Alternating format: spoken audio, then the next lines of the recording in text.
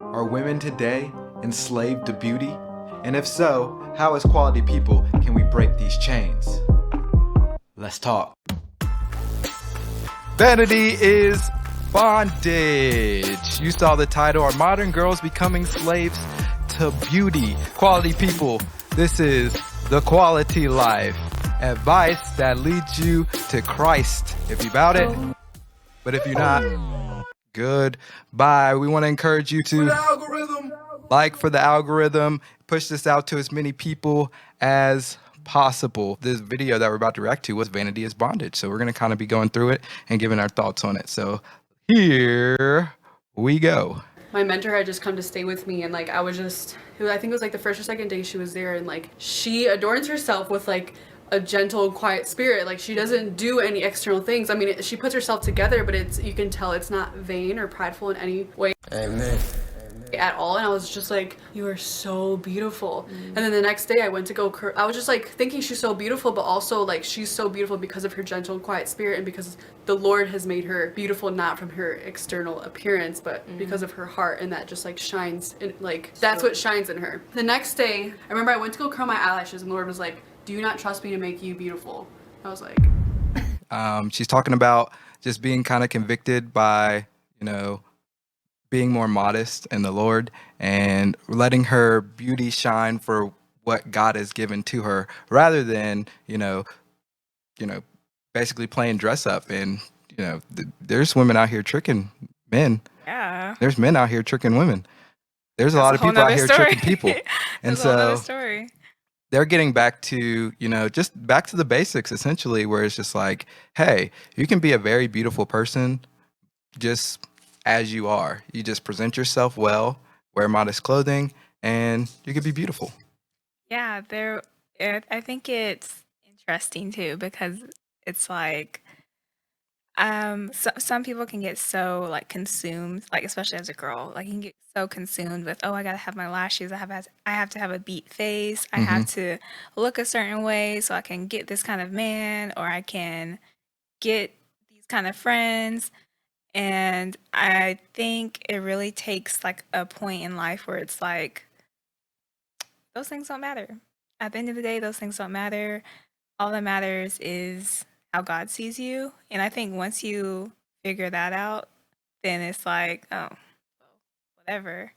Because like, for example, there was a point where like my face like just broke out with acne, and I felt so ugly, guys.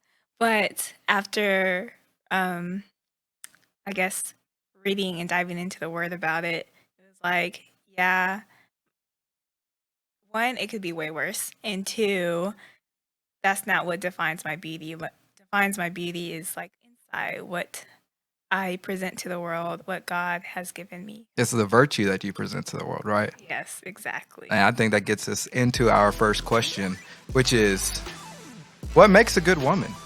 And I think you just kind of hit on it already. What makes a good woman? It's that virtue that shines from within you out to the world. It's this graceful presence that you grace the world with, essentially. You don't necessarily have to be the most stunningly beautiful person to like be attractive to the opposite sex. Like, men were built to be attracted to women. Like somebody's gonna find you attractive. Yeah, I mean, think about it.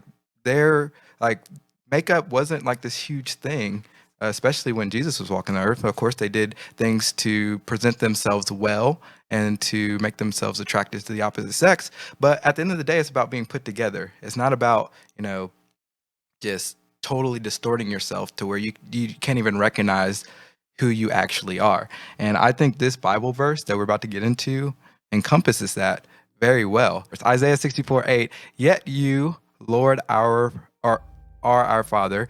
We are the clay, you are the potter. We are all the work of your hand. And I think that's beautiful, right? Because it's saying that, God has shaped you, and God has shaped you well. He's shaped you beautiful. And just because the world says, hey, like its blemishes look ugly, it's like, that's not what defines you. Like you said, it's like there's perfection in your imperfection, and that perfection is going to come for the work that Christ does in your life.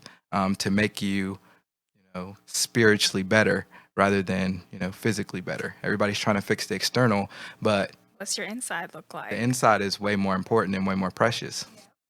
All right, let's continue reacting to this video.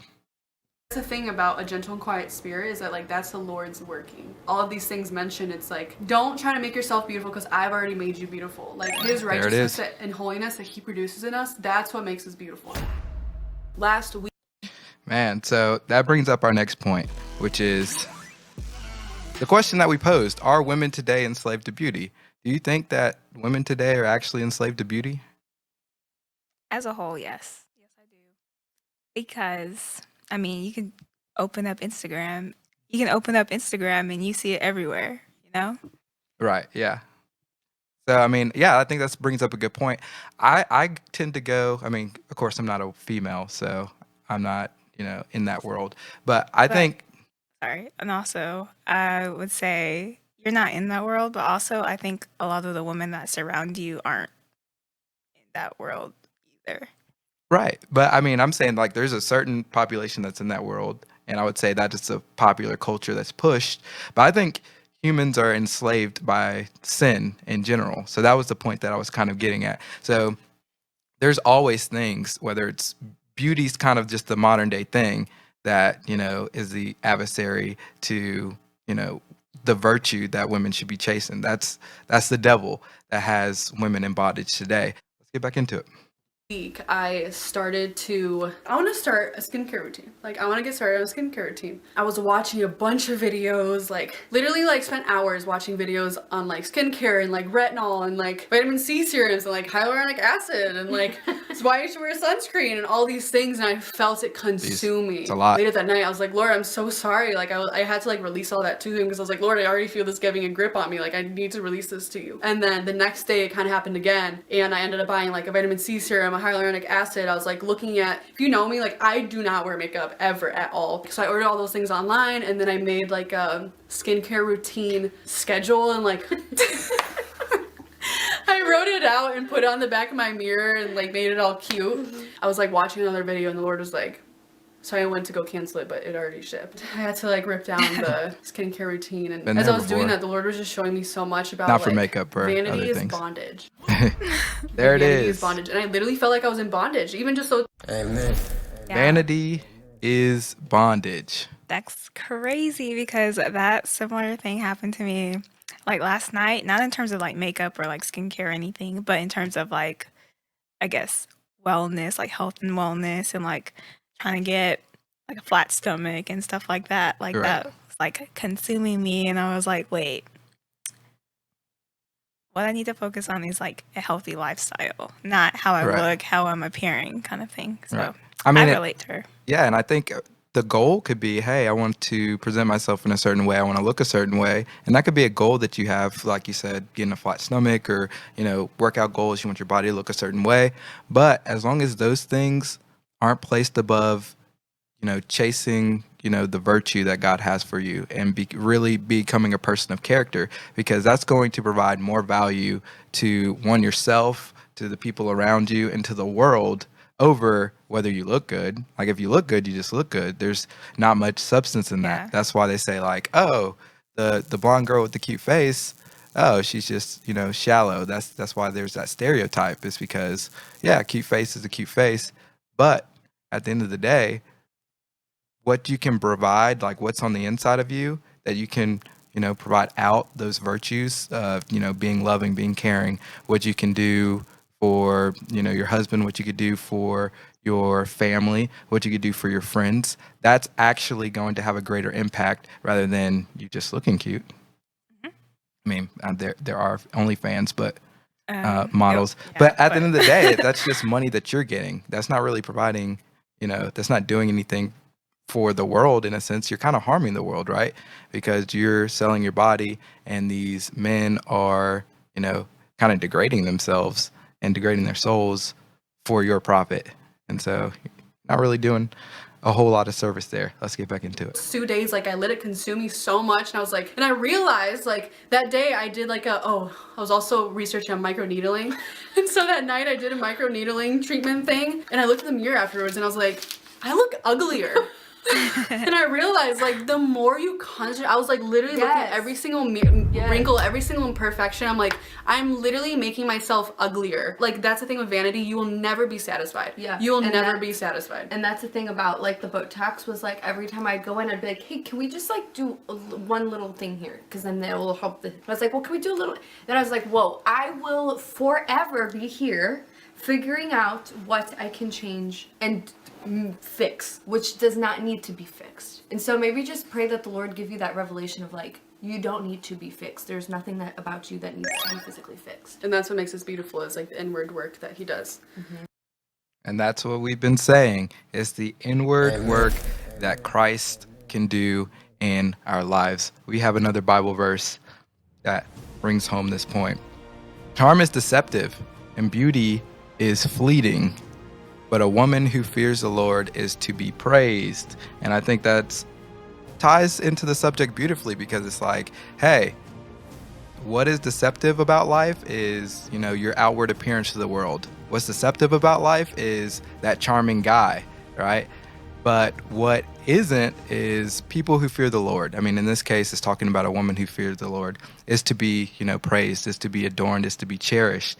But also people who fear the Lord are to be praised, are to be adorned, are to be cherished as well. And so those are the things that you should be chasing. And those are also the things that you should be looking for in your other relationships. Yes. Yeah. And so that brings up our last point to bring this home. Vanity is a feedback loop to hell. And so if you chase vanity, I mean, you're just going to be going deeper and just deeper and deeper and deeper. And it's literally a feedback loop to hell. Think about all of your addictions, right? People who I want to stop smoking cigarettes, but I just can't, because you're stuck in that feedback loop to hell. And it's like, even if you want to stop, you can't stop. And so you really got to seek God for counsel. You got to surround yourself with people who are going to, keep you on the right path, hold you accountable. And I mean, Solomon said it best. He said it best here. He said in Ecclesiastes 1:14-15, he says, I have seen all things that are done under the sun. All of them are meaningless, a chasing after the wind. It's like these things that you're doing, it's just like you're trying to catch the wind. You can't catch the wind, right?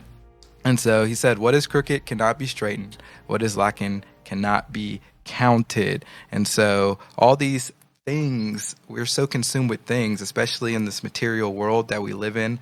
Or society, rather, because, I mean, not all societies are materialistic like we are, but we're so materialistic that sometimes we lose sight of the fact that, hey, we have a soul that we need to take care of too.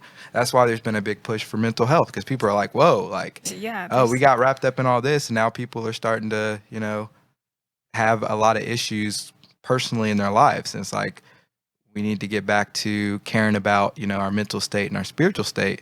But then at the same time, they're pushing, the church out of everything. And so it's a weird it's like scenario crazy. that we're in right now. It's crazy how it's all like, we need to worry about our mental health. Like, mental health is everything.